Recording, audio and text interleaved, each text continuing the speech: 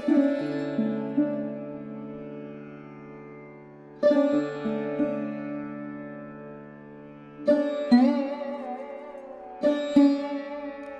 viewers, myself Professor Shana Shingupta. Presently, I am associated with Swami Vivekananda Institute of Modern Science, Kolkata as an assistant professor in the Department of Microbiology. First of all, I would like to convey my heartfelt thanks to all my viewers and subscribers. In my YouTube channel, I generally share different types of academic videos related to the field of biological science. Today, I have chosen a topic for you all like antibody. This is the first part of my video. So let's start with our journey with the new topic. Happy listening.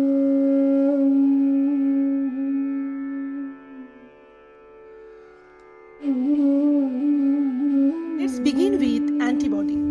Antibody is a large Y-shaped protein molecule constitutes of gamma globulin and produced by plasma B cell.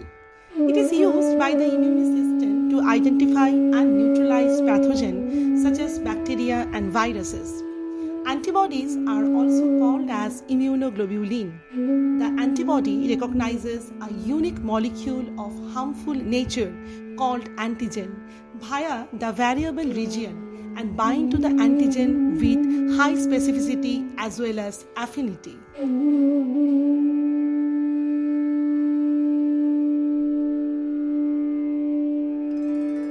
Let's focus on the historical aspects of antibody production. The earliest reference to antibodies was from Emil von Behring along with Kitasato Shibasaburo in 1980, who found the presence of a neutralizing substance in the blood that could counter infections. They developed the serum against diphtheria. This they did by transferring serum produced from animals immunized against diphtheria to animals that were suffering from the particular disease. This serum could cure the infected animals, and Behring was awarded Nobel Prize for this work in the year 1901. In later 1940s, some additional facts were recognized about antibodies. Antibody is generally bivalent in nature. Antibodies contain hapten, which is a heterogeneous with respect to affinity.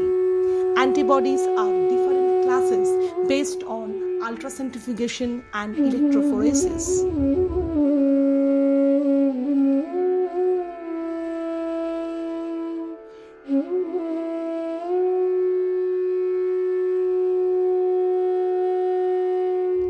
Let's talk about the structural orientation of antibodies. Antibodies are heavy globular plasma proteins or glycoproteins in nature.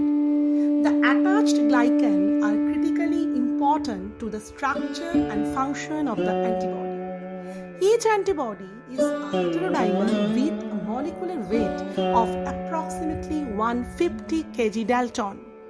Talking about the basic structure, antibody is composed of two identical heavy polypeptide chain and two identical light chain bonded via interchain disulfide linkage.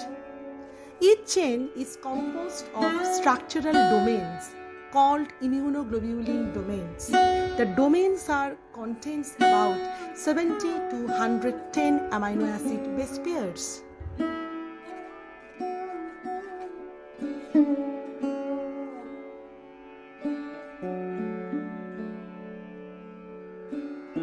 Let's focus on the detailed structural orientations of heavy chains as well as light chain. First, begin with heavy chains. 5 types of heavy chains are normally present in case of the human being. They are alpha, gamma, delta, epsilon and mu. Each heavy chain has 2 regions, one constant region and one variable region. Alpha and gamma chain contains approximately 450 amino acids, whereas mu and epsilon chains have approximately 550 amino acids. Talking about the light chain, the 2 types of light chains are present.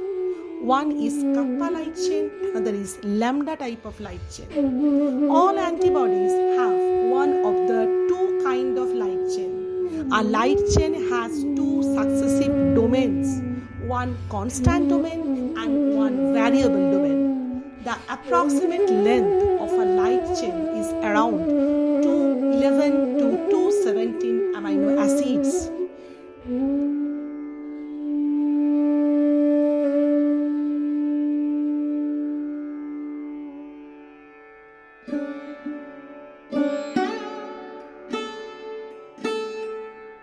Let's discuss about the different regions present on the antibody.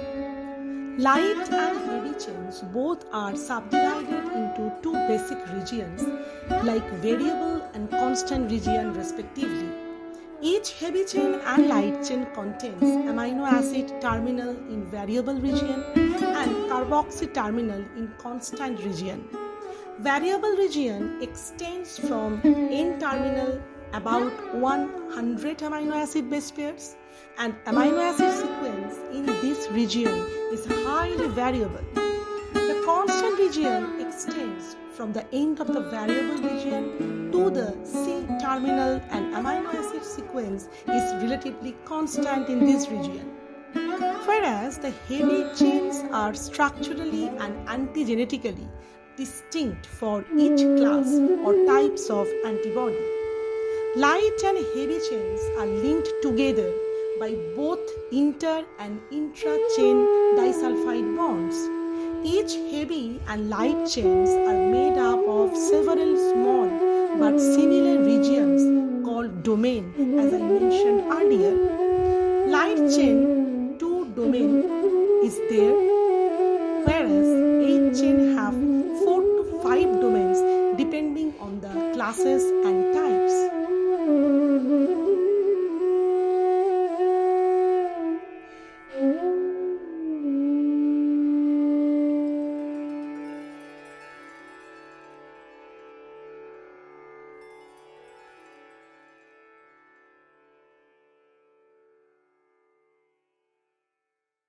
Another important region that we can point out in the structures of the antibody is the hinge region. The peptide sequence in the center of a heavy chain like CH1 and CH2 is called the hinge region. Hinge region can provide flexibility for antibodies to bind two separate but identical antigenic structures or epitope with various distances.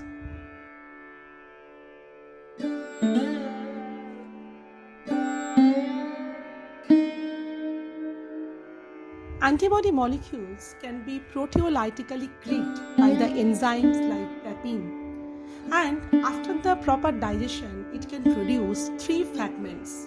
2 identical fragments called as FAB fragments, which is responsible for the antigen binding activity. Other fragments, which is called as FC fragment, that means fraction crystallizable. This part of the molecule is responsible for effective functions of an antibody like complement activation.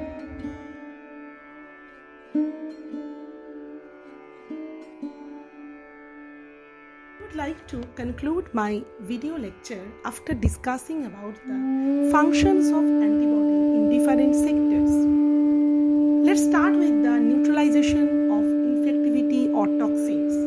Antibodies are secreted into the blood and mucosa where they can block the infectivity of pathogens like bacteria, viruses, parasites, and fungi.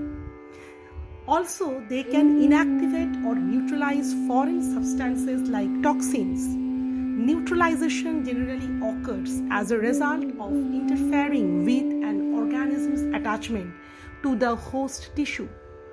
The second important functions of antibody is phagocytosis enhancement. Antibodies facilitate phagocytosis of foreign substances by a process called opsonization.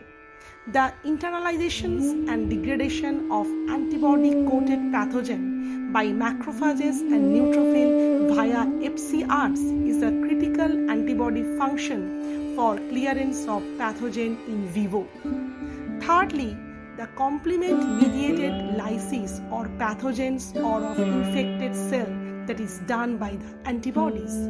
Antibodies like IgM and mostly IgG activate the complement system, which can result in the lysis of organisms or of infected cells. An important byproduct of the complement cascade is C3b, which is a protein fragment that can bind non-specifically to cell and antigen antibody complexes. Now, I would like to discuss about antibody-dependent cellular toxicity or ADCC. Antibodies have shown antimicrobial activity either directly or through interactions with FcRs or complement. ADCC occurs when antibody forms a bridge between an infected target cell and the natural killer cells particularly. The result of this three-way interaction in the death of the target cell either by lysis or by apoptosis. The last point where I would like to discuss about transcytosis. Some antibodies can move across epithelial layers depend on the property of the constant region of that antibody molecules via a process known as transcytosis. IgA is a major immunoglobulin that undergoes transcytosis and available in the secretory form in the mucosal surface of respiratory and gastrointestinal and urinogenital tract. In mammalian species, including human, most subclasses of IgG can cross the placental barrier and thus conferring samples of mother repertoire of antibodies to the developing fetus as protective endowment against pathogen. This passive immunization of developing fetus occurs during the third trimester of gestation.